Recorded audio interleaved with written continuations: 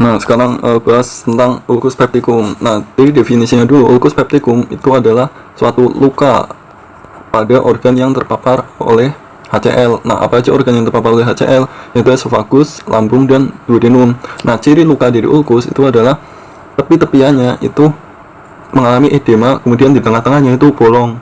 Nah, itu disebut ulcus. Nah, kayak gini nih. Ini tepi-tepiannya itu edem, kemudian di tengahnya bolong. Nah, ulcus ini itu paling banyak disebabkan oleh adanya kuman Helicobacter pylori. Nah, kenapa dia itu bisa masuk ke dalam gaster atau bahkan duodenum, padahal kan dia itu harus melewati asam pada lambung, harusnya kan bakteri-bakteri itu akan mati. Nah, kenapa dia itu bisa bertahan hidup? Nah, si Helicobacter pylori ini itu dia punya strategi. Nah, strategi dari Helicobacter pylori itu ada 3. Yang pertama, dia itu punya flagel. Nah, dia itu punya flagel yang berjumlah 4-6 biji. Nah, adanya flagel ini itu dia memungkinkan pergerakan di bawah mukosa gaster. Jadi gaster itu sebenarnya punya perlindungan ekstra. Nah, jadi gini, misalnya ini tuh mukosa gaster, epitel di gaster. Nah, pada gaster itu terdapat 3 perlindungan, 1, 2, 3. Yang pertama disebut perlindungan preepitelial, yang kedua itu disebut perlindungan epitelial, dan yang ketiga disebut pasca epitelial. Nah, perlindungan yang pertama preepitelial itu berarti dia itu letaknya ada di atas epitel. Nah, apa yang melindungi di atas epitel? Yaitu mukus-mukus yang disekresikan oleh neck cell yang ada di mukosa gaster. Nah, mukus ini itu dia bersifat basah. Kenapa dia bersifat basah? Karena untuk melindungi mukosa usus, melindungi epitel usus dari paparan asam yang dikeluarkan sendiri dari paparan asam dan juga pepsin. Pepsin kan akan merusak protein. Nah, kemudian epitel. Nah, epitel sendiri dia berfungsi juga sebagai pelindung juga dong. Nah, kemudian yang pasca epitelnya itu adalah pembuluh darah. Nah, jadi pembuluh darah di sini itu juga berperan dalam perlindungan gaster. Dia akan menyekresikan zat-zat untuk membentuk basa sehingga dia masuk ke dalam perlindungan. Nah, dengan adanya flagel ini ternyata Helicobacter pylori itu mampu, dia itu berjalannya itu bukan di atas mukosa sini, tapi dia itu masuk ke dalam mukosa sehingga dia terlindungi dari paparan asam. Nah, yang kedua, kenapa dia bisa lolos dari asam? Yaitu karena dia punya enzim yang namanya urease. Urease ini dia akan mengubah urea di sekitar menjadi NH3 atau amonium dan CO2. Nah, karena dia itu menghasilkan urease pada seluruh tubuhnya, sehingga dia mampu mengubah urea yang ada di sekitar lingkungan menjadi NH3.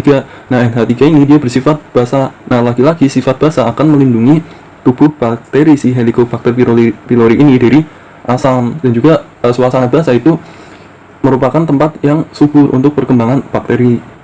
Nah, adanya enzim urease ini itu bisa dideteksi dengan pemeriksaan UBT, urea breath test. Nah, itu merupakan gold standar dari pemeriksaan Helicobacter pylori. Nah, yang ketiga mekanismenya yaitu dia akan merusak integritas dari taut erat sel epitel. Jadi epitel di gaster itu sebenarnya dia punya gini. Jadi di antara sel-sel epitel itu ada taut untuk mengencangkan antara epitel satu dengan epitel lainnya.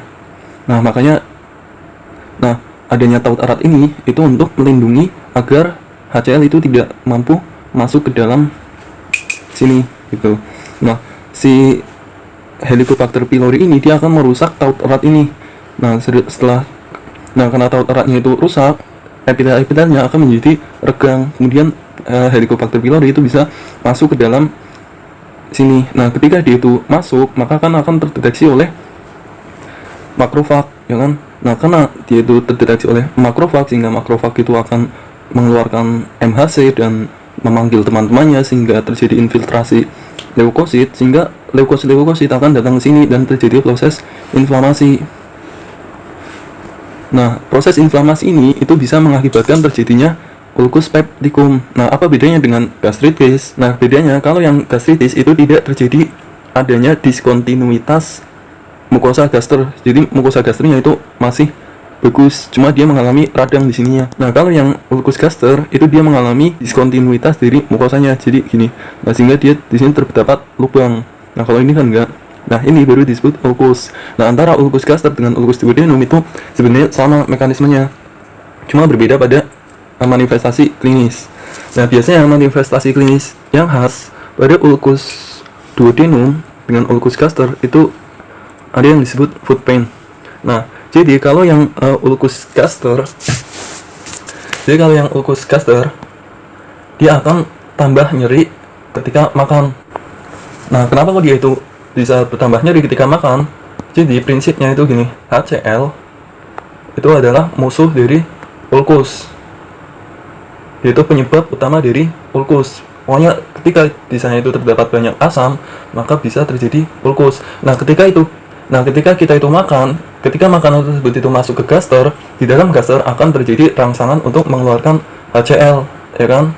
Nah, ketika kita makan sehingga HCl meningkat, maka akan terjadi nyeri ketika makan gitu. Nah, sebaliknya kalau yang ulkus duodenum, dia akan nyeri ketika lapar. Nah, kenapa mau dia itu nyeri ketika lapar? Nah, definisi dari lapar di sini itu ketika isi lambung dikeluarkan menuju ke duodenum. Nah, jadi kalau lambung kosong dan duodenum terisi, maka terjadilah lapar. Nah, di sini ketika kim yang berasal dari lambung yang bersifat asam itu masuk ke duodenum, padahal di duodenum itu ada ulkus. Nah, asam tersebut akan mengenai bagian ulkus tersebut sehingga terjadilah rasa nyeri. Nah, ingat tadi HCl itu sama dengan ulkus. Nah, kalau ada HCl ada ulkus, HCl berlebih maksudnya. Nah,